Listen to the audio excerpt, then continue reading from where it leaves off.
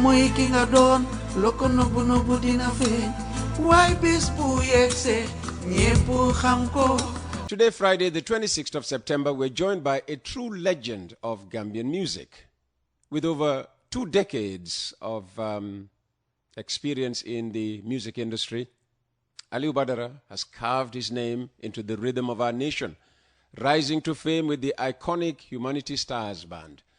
His voice has moved crowds, his lyrics have sparked thought, and his journey is one of passion, resilience, and artistry. Whether you grew up dancing to his music or are just discovering his magic, you're in for a treat. Grab your cup, settle in, and let's dive into the life and music of Alubada.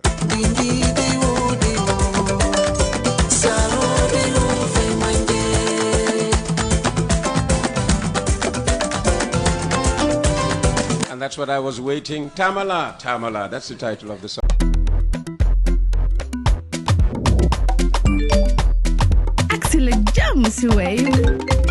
Yo, apply. Yo, luta do dede. Luta mo nulo jël moto nga andil ma xaalis. Hello? Ano lay waxal? Bisul mo fine. What? Bisul mo fine.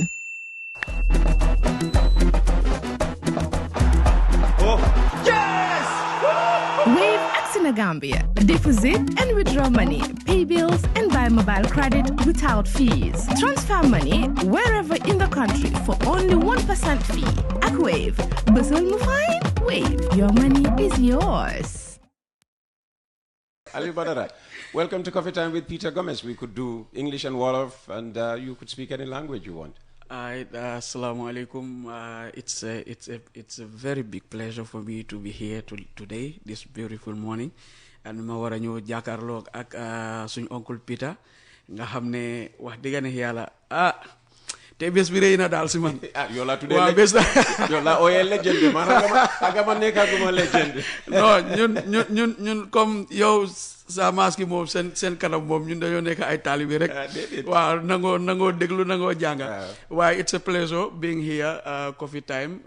It's a very big platform bo xamne dama ko deglu every morning suma yebu suma domi school time buñ fi nekké so I've been looking forward to bes bu may wara ñew Coffee Time and here it is so ma ngi nuyu képp ko xamne yaangi deglu Saka Wagan mi nga xamne wow you know Mr. Wagan mom day yaga ci Raggy Road bi you know waaw mom day jokkalek musicians yi borom baax la you know so ma ngi nuyu képp ko xamne yaangi deglu West Coast ci jamono bi Alubada la ci Coffee Time waaw Alubada lan wow ku nekk am nga santa wow man I call myself the voice of the smiling coast because dama am bena ini moy representing destination Gambia because music tamit sokoy def dafa wara am lum uyo manam dafa wara am mission bo wara nek so Alubada voice of the smiling coast santa bi nak Diouf la mom wax deug ne yalla alright so ma ngi joge Manjay fofu la judo fa la yaro fa la magi and all that lu dugal Alubada ci music wow music nak wax deug ne yalla it was not something lo xamne luma plan la pour def ci suma life waaye xam nga musicien bu ñëw fii rek loolu la ma wax su passé Sambu Suso ak Mariama Thiam waa xam nga dafa am ñu si judo am na ñoo xam ne dañ judu ñoom dañ ci judo waaw dañ judu si family géwél wala judu rek fekk sa ay mag di def musique comme si Mariama yi waaw so waaye man moom fekkuma loolu even though suma family am na ñoo xam ne ñu ngi si laal nañ sayti musique comme ndem si yàlla DJ booboo nekkoon fii suba mag la suñ papa yi ñoo bokka you know di seen moom ñoo jógee di seen big family buñ bokka you know so waaye man moom particularly man musta nekk loo xam ne dama ko plan pour def but when I joined the Red Cross and then Red Cross mu nekk benn life boo xam ne benn open life la you know and there is no limitation ku nekk ak sa talent and what you want to do they support you to do it so gradually through suñ training suñ daan am between Gambia Sénégal ak yooyu noonu ñu push ñu into songwriting creating songs ak campfires yi ñu daan am so I was someone koo xam ne I was very good at capturing songs so in travel anywhere to Senegal, I'll be the one bringing songs to the Gambia. So eventually, I get engaged with campfires, trainings. So when the opportunity arise. Pour Red Cross ñu form a band. I was lucky to be one of those selected. Pour ñu nekk si good group bi. Band boobu mooy Humanity Stars. All right. Mu doonoon band bu fi musoon na am jamono moom it. waaw wax dëgg neex yàlla. wax dëgg neex yàlla. waaw jamono moom am na ko parce que dafa ñëw mu nekk lu ees. loo xam ne since time yi ñoom ay Super Eagles ak daat yi nekkoon fii. ñoom Gelewaar ak ñoom Ifa Mbondi nekkoon fii nga xam ne dañ focus on so much on live music. after loolu trend bi dafa die down.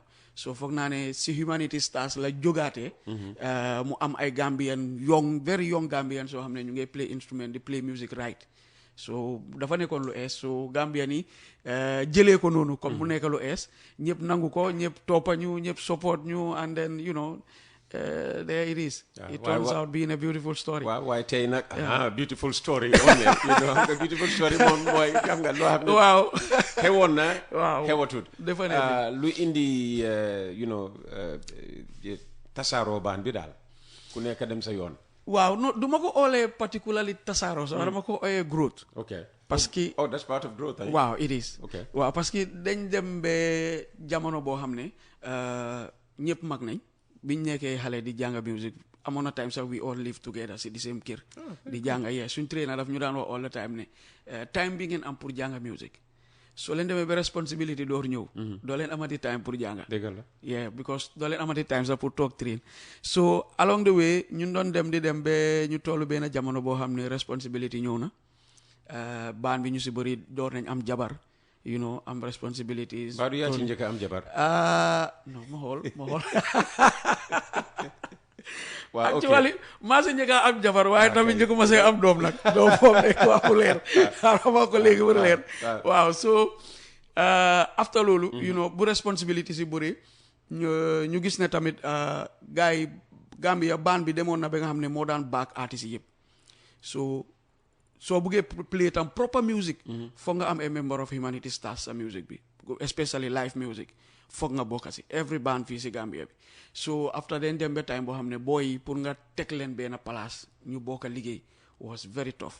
parce que xëy na guitariste bi moom man bu ma yaakaar ST ngi play stadium so moo ko war a play. exactly moom la yaakaar xëy na Keba Teelu and Friends mu ngi war a play moom la yaakaar xëy na Sambu Suso mu ngi war a play mu ngi yaakaar kenn so after then ba pare music bi melut noo xam ne yaa ngi see am lu bëri loo xam ne you can keep everybody on the ground ne leen booy kaa leen léegi naa leen fee weer bu dee toog leen bu kenn dem fen ne leen keep working together ba pare xam nga opportunities were not that much so munuma leen a téye together for that long but I have tried because since 2004 ba let's say 2023 yëpp ñu ngi together di work together so growth bi boobu bu mu amee ku nekk am responsibility ku nekk door di uti ji so bringing them together was very tough with me so da nga gis ne after lu dee mën a happen rek mooy su event amee ma oo leen booy kaay leen event am na ñu play and then I pay them ñu liggéey together léegi ñu dem ba time tamit si biir band bi ñoom seen boppa ñu form another band inside the band.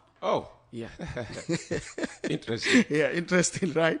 ñu dem ñu tuddee ko Biba Rhythm and ñu start di jël backing si so they were so much focused on backing so man mi nga xam ne man I was embedded in the band jotuma jaay suma tour outside mu jota tough with me because ñoom ñëpp suñu xëyee ku nekk am na si yaa ngi dem xari samata xarmata lañ koy ooye play here and there waaye man I will sit and wait so I'm like okay léegi it's time pour man tam ma jaay suma tour génna outside fii create Alubada jaay Alubada notwithstanding ba léegi they are always available to me because live band la they play whenever I need them they are just a call away. Bro Kyle and New Job. So Alubada is the brand. Yeah, Alubada is the brand. Okay. And anybody who plays with you plays under Alubada. Under Alubada. So Alubada. And I still maintain my band name as Humanity Stars. Okay. It's Alubada and Humanity Stars. Okay. Yes. Okay. Very good. Yes. The others, how do they feel about that? Because at some point musuñoo toog ñu wax si waaye xam nga comme su fekkee ne like ñoom foom nañ seen groupe bi boppa di job seen boppa there is not much I can say ba pare man nekkuma nit koo xam ne dama dee bugg a tiim nit téye la benn place ku nekk ak sa bugga la xam nga am na yeneen yoo xam ak sons yoo xam ne they are louder than voice dañ lay wan ne straight ne ñu ngi am boy yeneen yu ñu war a mën a doxal te yëpp mënuñ koo amee si yow so it's just fair ne rek ma let it loose ba pare bañ a am ak kenn problème si ñoom ñëpp jàmm tey su ma amee record ku ma call boy da ngay daw nga ñëw defal ma ko because xam nga luñ seexa so that it is what it is woy biñ ubbee dafa mel ni ki loo xam ne mu ngee ñaax ndaw yi ñu fexee tukki te du ñàkk xam nga problème yi Gambie fi mu nekk nii su ñëwee ci ndaw yi waaw ndaw yi yëpp a bëgg a génn réew mi ñu dégg Alubada di wax ne nit ki daal foog nga tukki ndax ci ngay I mean lanay jubluwaayi musique bi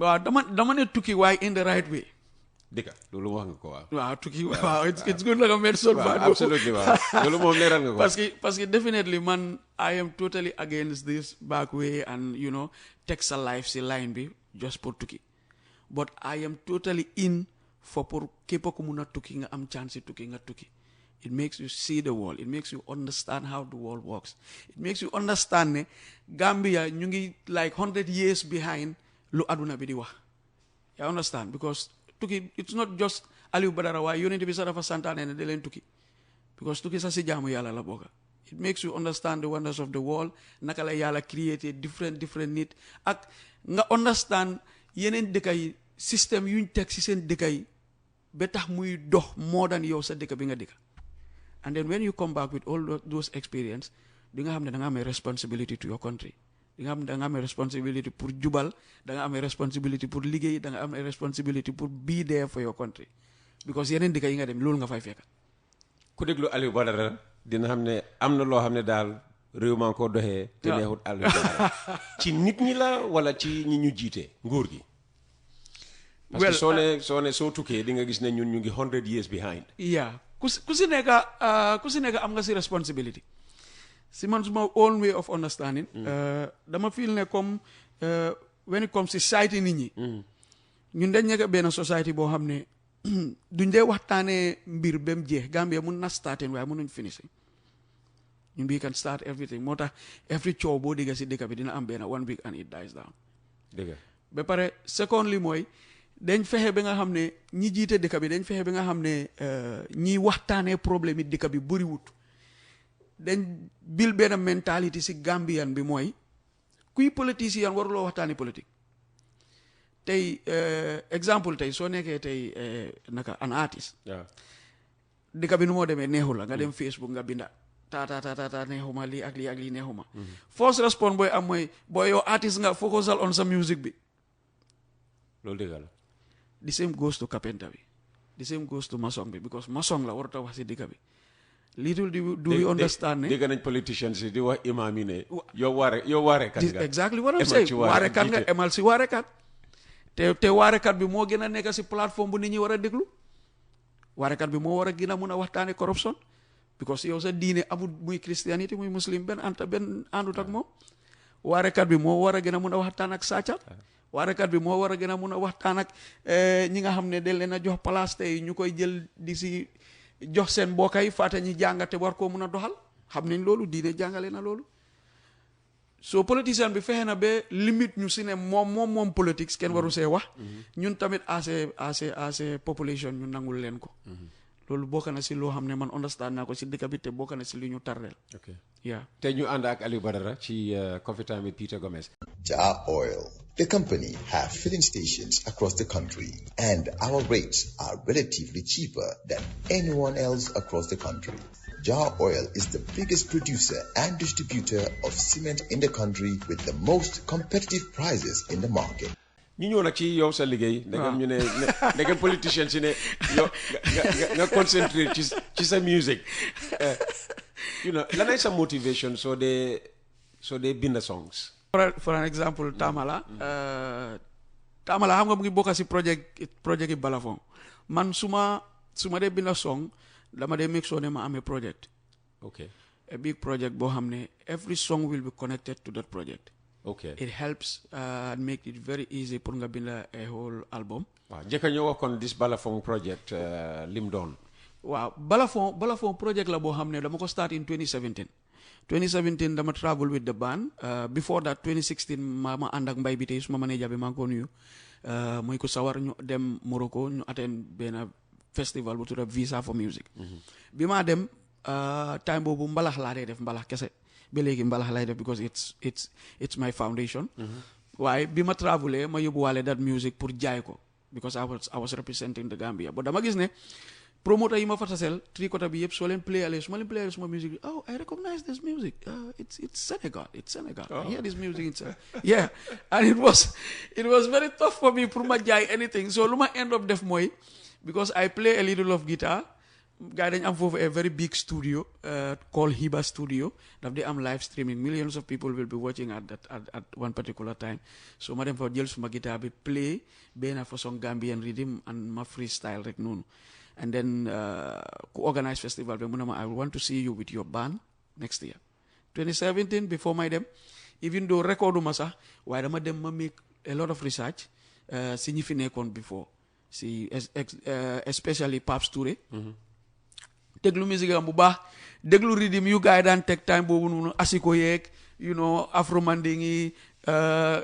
fula style yi nga xam ne dañ ko daan fuse si benn music am like okay nañ job si lii ma defar si I guess it was around 10 songs ma yóbbuwaale loolu ma perform ko and it was different because I went with Gambia ak Gambia lu am and it was something new to their ears and then mu build a lot of interest so when I came back ma start working on this project even though ma noon def suma mbalax but I was like okay lii duma ko yaakamti damay raam with balafon until ba ma feel ne it's right time pour ma génne ko because xam naa ne dafay génn si time boo xam ne dafay over risky because mooy ne léegi fu mu nekk afrobeat bi and all those naka dancing music yi ñu ngi take over you won't have much people to listen to real music vibe bi ñu bëri duñu am time bi so when I came ma start di ko job 2017 record pack until this year ma feel ne it is right time because comme si beginning bi lu ma wax music dafa war a am a mission ma feel ne léegi suma mission passé na hype comme ni nga ko waxee dunda naa ko more than 10 years ñu ngi téye musique yi Gambia di si def lu ñu ne so ñu dem ba tollu foo xam ne léegi dañ fi war a bàyyi a legacy bi mooy destination Gambia so am like ma ne okay léegi mbaa ma indi all these local instruments that we have the balafon the kora the halam the djembe the leket ma fuse ko into modern music dégguma halam de non am na track bu am halam bataaxal mu fa ba nga aaga bataaxal bataaxal di nga ko dégg moom koy léegi tey sax aca ñu déglu ko wóyal ñu ci kawam waa ayja bala ngay wax jëmee ko ci moom fexeel bem la leer moo woo muy bataaxal bu am solo kon yow yaa ngi Facebook yaakaar naa waaw maa ngi li nga woy yëpp ci Facebook waaw noo dee jëfoo Facebook man nag Facebook most of the time promotion laa fa dee gën a def especially when it comes to my music journey bi laa fa dee gën a share and when I feel it's necessary pour ma write something that have to do with the situation of the country or anything that have to do with our social life I'll put it out there but I'll make sure I make it positive. Well, it doesn't always have to be okay. no positive in a way mooy du ma si toroxal nit wala du ma si yaaxal nit. Yeah, I understand. That's what I mean, but it doesn't mean. Why do tere loo mun di def in cyberspace loo mun di def online. am na ko xam ne jox na ko different interpretation. waaw especially si Gambian space bi moom. fii ngay bindal book nga teg ñaari sentence leen see read ñu bindal la beneen book tegal la bu bokkut ak yow li nga wax so at some point dama dee feel ne tamit léegi-léegi post Facebook sa xalaat sax it's just a waste of time at some point. Because so nanga dee handle negative fans. Well daf dee mun a am nag. So it's normal ne comme léegi-léegi mu am ñoo xam ne dañoo am a negative thought or a different view so ñun I just keep it positive because tamit mënuloo control ñëpp seen xalaat mënuloo wax ne man ak ñëpp ñooy am xalaat mënuloo wax ne ñëpp dañ may bugga yàlla mi ñu may bakket ñuy noonu sax ñëpp doo leen dee tontu daal non man du ma dee respond yooyu noonu because léegi-léegi ma gis kenn ku bind yu yoo xam ne it's very da ngay rëy ba tas waaye dama koy jël rek as ne ok moom fii la xelam toolu baal ma nangul ko suma benn friend soo ko laaj na la ne man du ma dee wax social media social media ay sos rek fa waaw léegi nga jot yu doy war na okul pita waaye it is what it is platform la boo xam ne ku nekk a ngi toog sa kër at your own comfort xol yi nekkul benn ñeneen toroxal ni daf leen yomb am na ñoo xam ne suñ ko defee duñ nelaw waaye am na ñoo xam ne si la ñuy eewu suba ba ngoon ay yaaxutu leen dara okay so na nga dee handle fame siiw waaw man nag dafa am benn stratégie buñ ma jàngaloon suma trainer bi bu waxar maa ngi ko nuyu dafa ma mos a wax ne Aliou Gambia pour nga survive fii for a very long time foog nga bañ a nekk number one exemple comme Gambia ni ñu ko dee waxee ñun suñu mentalité kii mooy number one mu ne ma benn bés boo déggee number one xamal ne sa time is coming sa waxtu jéem ngay jeex te soo daanoo doo mus a jógaat so the important thing mooy just stay relevant si market bi make sure wal ne buñ la faate make sure wal ne you are happening make sure wal ne yaa ngee doxal so man li ma def mooy dama make sure ne ma blend suma boppa si biir nit ñi be I'll be working si biir nit ñi di def li ma bëgg a def and people will not even notice ne Aliou Badara mu fi it makes life so easy for me I did not hide away from the people comme dem jël suma koona wala jël suma place dëkka fa man kenn this it di tawal moto bu ponkal te seer waaw gisuma takkaay yu bari nag waa gis nga non moto boobu man dama ko bëgg suma xol bi dawal naa fi moto bi rafet bu nekk waaye dama make sure ne I am always there with people I make sure ne maa ngi si jotaay yi maa ngi si génna yi maa ngi si waxtaan yi maa ngi si everything ba nga xam ne doo jam most of people ñu ma dee àndal sax suñ ma gisee ko on stage a njaw ne déedéet kii du Aliou bi ma dee àndal su ma nekkee on stage I become another person to them but after loolu noonu teg naa ko fële ba Gambia kenn mënu fee dunda star nag wante di nga kon di nga génn kenn du la ne génnal ok so léegi yow sa famille na nga ko de protecté from all the spotlight and all of that wax nga ma ne am nga jabar am nga i doom so ñoom how do you keep them away from the spotlight man like bi ma amee jabar suma jabar understand na suma situation xam na ne artiste la waaye comme dañ am benn agreement boo xam ne she got nothing to do with my music life boobu moom man su ma dee ñib si kër sax su fi nekkee even though moom nekkul fii ak suma doom yëpp ñu ngi UK but su fi nekkee su ma ñëw kër suma boobu artiste bi si buddi kër bi laa koy semi dama make sure ne suma home have nothing to do with music only suma benn bedroom foofu la suma studio bi nekka suma office bi foofu la nekka that's where I do my stuffs when I'm out of there music moom suma family suma non ok so lan future plan bi léegi you are on your own wax nga ñu léegi ne yaa ngi am sa own studios do you produce your own music waaw dooroon naa ko but dama dee just build foundation because tamit awma time bu baax pour focus so much on production waaye da nga dee gis ne comme most of the time maa dee record suma vocal si ak yooyu noonu den ma yónnee ko producer bi mu mixal ma and mastam so plan si mooy comme ni ma ko waxee dama am léegi benn vision mooy jaay Gambia through music how mooy through what we have which is our local instruments putting it out there make sure ne the world hear that rhythm the world because it's the easiest way pour ñu wax suñ story it's the easiest way to sell who we are as Gambians in a positive way boo xam ne ëllëg ak si biir dinañ xam ne Aliou Badara def na fi nangam si music waaye tamit jaay na Gambia through this because man dama jàpp ne music tey ak sports ñoo nekk the fastest way pour nga jaay any destination that you want to because of suñ following because of suñ impact buñ dee am when we travel outside always we want to talk about our country so this is my mission now and it starts with Balafon and then maam fa am tamit maam fa it's a pleasure maam fa feature Jizzle in it si benn track and then the reason why mooy dama bugga tamit young people bi ñu ñeme di def local instrument into their music because it's the only way we can have an identity it's the only way we can sell who we are as Gambians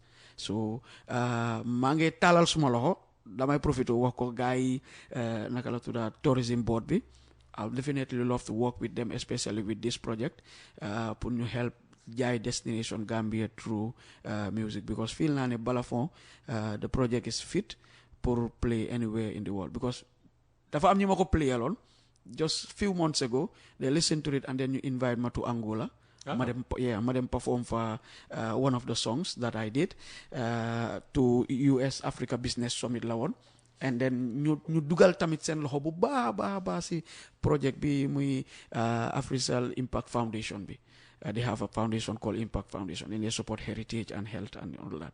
So they love the project, and then see a lot of things pour mu happen. Xanaa mbay bi tey moo dox diggante boobu noonu. Non boobu kaw mbay bi tey la. ok boo gën a si waay kawam la. tudda nga gisul soo ñu déglu la ak moom. waay. Dubudula kele womanyang, kawani kulo wanyar womanyang, marikana doku womanyang, momo la harjelo. It's an undeniably very nice music. Lots of local instruments. Of course, the lyrics, obviously Gambian. Thank you. But there's a distinct reggae feel to it. It is. So I enjoyed it, to be honest. So what is a Gambian sound? Is there a Gambian sound? You spoke earlier about Afrobeat. Yeah. You would go straight where? To Nigeria. Yeah. You talk about Amapiano. You would go straight where? To Southern Africa. What's, you spoke about Mbala. Your music was mistaken for Senegalese music. I'm telling you. So what's the distinct Gambian rhythm, beat, sound, whatever you want to call it? Wow. Because we tried Afro-Manding, and apparently we went nowhere with Afro-Manding. No, we were going somewhere with Afro-Manding. We were going somewhere. Did we get there? No, we did not. So that's why we were nowhere. We were going, but dafa pour man so understanding dafa am a reason why we did not get somewhere. Moy along the way, ñi nga xamne ñoo form ñoo invent that Afro-Manding mixed with Asiko,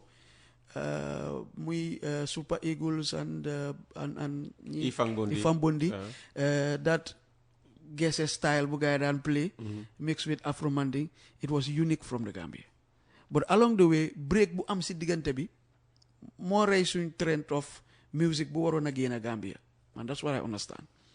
We had a very long gap. Si digante gap boobu noonu mbalax ñëw feel that whole gap. Well, mbalax Ifang Bondi ñoo ñu wax ne ñoo ko yóbbu Sénégal ñoo ko fa njëkk a tëgga. ñoo ko yóbbu Sénégal waaye Sénégal la ko modernize. waaw déedéet dañ ko jël moomale ko seen. waaw mooy fulla ak fayda ñun dañ noppi dañ dem bi after ñu noppi même su nekk even su fekkee ñun ñoo ko start sax dañ dem ba si biir ñu noppi oncle bi loolu mooy fact. ndaxte loolu mooy njëriñi history nga dégg sa taalifi réew fi nit ñi faxataloo nga moytu fiñ jéem ba soona dara xewul yow nga ñëw ne baax na man dinaa jëlaat liggéey boobu noonu mottali ko. foofu lañ tollu right now. Man Alubada foofu laa ñëwee right now because what I am trying to do right now mooy comme li nga wax na Gambia ñun mënuloo toog rek nga ne tey Afro-Manding strictly mooy Gambian music wala let's say ne ñu olli amuñ mbalax xam nga mbalax ak ngoyaan bokkut mënuloo toog rek strictly nga ne waa ngoyaan mooy Gambian music wala nga toog nga ne music pol bi mooy Gambian music because ñun comme dañ am dëkk bala boo xam ne we have a lot of different tribes te tribe bu nekk da nga si am doole we have to do something that represents every tribe. You say Afrobeat, Nigeria tam bari na ethnic groups. Well, no, let me come. Wow. Okay, Afrobeat film doore like si fela. Okay, then they jël history bi back to fela. Wow. So xoolee without a doubt. Wow, without a doubt. Wow. So xoolee back to fela, the kind of music bu mu daan play fekk time boobu this modern music ñëwut, this modern Afrobeat kick ñëwagut into it represents Nigeria. So ko déggaan rek that feeling bi rek you know that this is Nigeria. We had that because time boobu man bi ma dégloo Pape Touré most of his songs the same rhythm of what I am doing trying to do now loolu la gaa daan def because da nga see feel musique aku bi da nga see feel musique soose bi da nga see feel musique pël bi da nga see feel musique joolaa bi da nga see feel musique olof bi yëpp la gaa jëloon fuse ko together and it was going fine. It was just unfortunate comme li nga wax ne history according to history things dafa break along the way and it is only wise as Gambians ñu delluwaat back to loolu indi ko to the modern age modernize ko and make sure ne mu jaay as Gambia.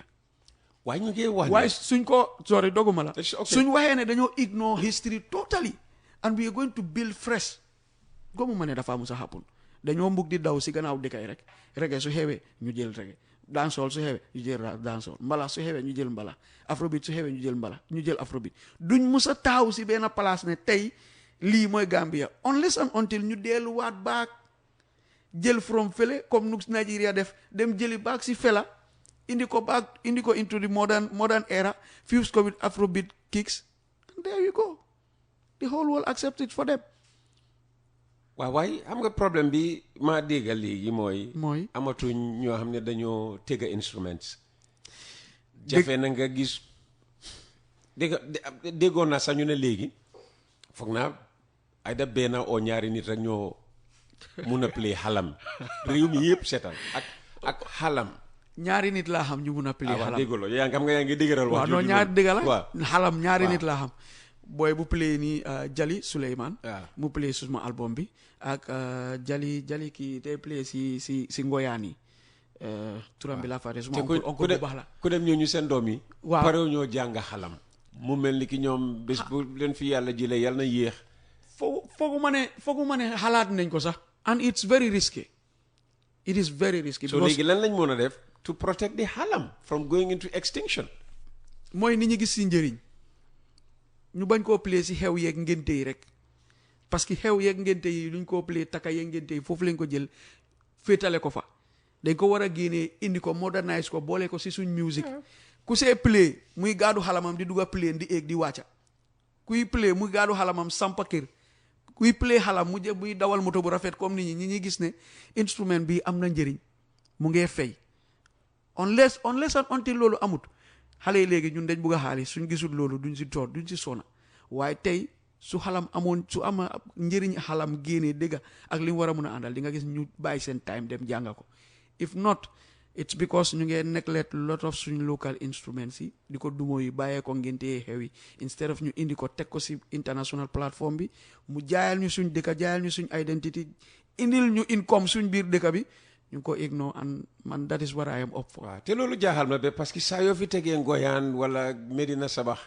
nit ñi di oote damaa ngi yóbbu Lamine Thiam moo dee def façon yooyu noonu you know di oote ne naka laa mu ne am recording bi te kenn parewuta play xalam. it's funny ne comme tamit léegi comme ngoyaan dañ ko def affaire yi dañ ko jël def ko mbir yi comme haram dañ ko jël def ko affaire yi cosaan level lañ ko bàyyi tey exemple tey Gambian bi daf dee complain dañ dee wax ne suñ ko defoon mbiri cosaan waaw den xalam bi dina survive parce que cosaan moom du fi mus di du fi mus comme li ma miin mooy si cosaan fi ma miin mooy dañ ko jël def ko comme soo déggee play nañ ngoyaan mooy lifin am na ngoomaar am na ngoomaar ba ngoomaar nga koy dégga te ñun dañ dee claim ne ñoo moom Kora Gambia dañ dee wax ne fii la Kora found waaye léegi let's say ne njëriñ bu si Mali di am ñun amuñ ko si liñ see njëriñoo gis dañ wante dëgg suñoo wax world best Kora players dañ dee compter Gambia Mali lañ dee doore it's why because dañ ko jël modernise ko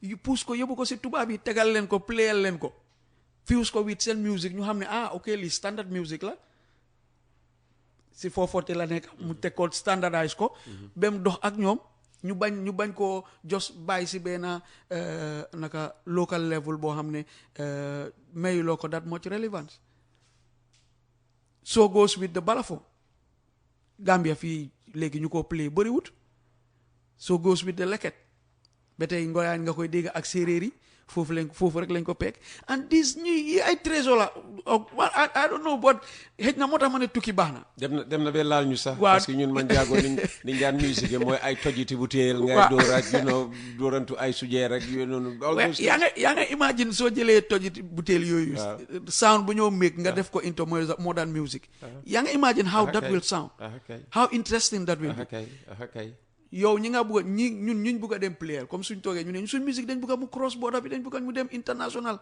duñ dem international te gàdduwuñ liñ am it's the hard fact su leen neexee every year na every Gambian artist dugg a play dem Europe ñëw soo demee di play Burna Boy lu mooy play Burna Boy moo la ko daaxal so modernize daal just to a certain level just to lu ko mooy ñun ñu efface suñ identity it's good to modernize as much as you can but bul fàtte sa identity go along with something that represents you so yow xam nga lii jiitu nga ñu bari ci music bi ci ñun legend ga naka ngay tàggatee ñi nga xam ne ñoom ñoo toppa ci sa tànka ndik yow tam ci tànki ñeneen nga toppoon very true ba toolu fi nga toolu nii tey ñi nga xam ne ñu ngee toppa ci tànki Aliou Badara naka la Badara di liggéeyee ak ñoom waa xam nga ñun nag man li ma fi fekka ñun dañ daan toppa mag ñun dañ fi fekka time boobu noonu maa fi fekka ñoom Pa Omar Dia ñoom Youssoufa Ngom ñoom Samba Suso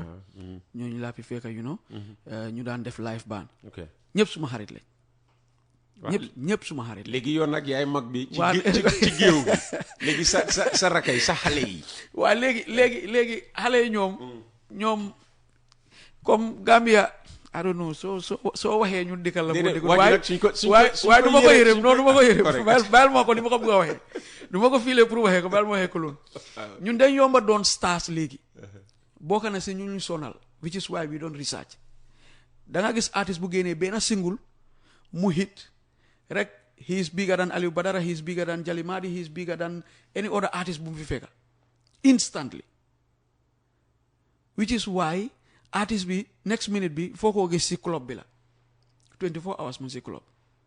Dama la jox exemple in Senegal it's very rare nga dem si club nga fekka fa artist bu dox artist nga fekka ko muy party. They party in the studio, they keep working. Léegi ñun da ngay am benn single rek every night yaa ngi si club bi party dose off dem ñibbi party dose off moo tax sa second single du dox benn ngay ñëw nga hit benn and you are gone. There is something that we call naka la tuddaat a hit artist and an established artist. One hit wonder. Yeah. You can bun nga Uncle Peter sax mun na may toog léegi def benn affaire rek mu hit the whole wall and it goes, and the far different from Youssou Ndour mu xam ne is an established artist ko xam ne build na a legacy. This is what we should fight for as young people that are coming up. Try bring for some music boo xam ne liggéey si loo si war a liggéey ba nga xam ne you will build a legacy boo xam ne xale yi ñëpp suñ ñëwee dinañ si jàngal léegi. What I did mooy because man dama feel ne dañ dee am benn fear factor this younger generation dañ am fear factor of ne jël local instrument def ko seen music dañ dee toppa rek hype mooy ne tey gisul génne na song style bi hit na everybody wants to make a song like that. Da nga gis ku dem si producer bi sax ne ko boy dama bëgg nga defal ma hit song comme bu gisul bi bu nga def producer mënu laa defal hit song comme bu gisul bi. You have to come up with your own style. Jar Oil, the company, have filling stations across the country, and our rates are relatively cheaper than anyone else across the country. Jar Oil is the biggest producer and distributor of cement in the country with the most competitive prices in the market. Yeah, I understand. So, moo tax ma jël gisul indi ko into this man xam naa ne lépp loo xam ne war naa koo dunda si hype dunda naa ko ba pare, so I can take the risk. If it works, it works. Yeah, if it fails, I am still Alubada. It works for me. Yeah, I understand. It works for and me. I hope that it works for everyone outside there. Believe. So moo tax ma jël gisul indi ko into the song moom muy xam ne like moom xale yu bëri moom la ñoo look up to ñu dégg ko si biir lii ñu xam ne it's possible. If he can do this and sound like this and this, you can do it too. Absolutely. So just pour erase that fear, pour ñu mun a xale yi encourage xale yëpp ñoom tam ñu door di use these local instruments to their songs. Waxtu wi jeex na. Jeex na waaw jeex na tàgg.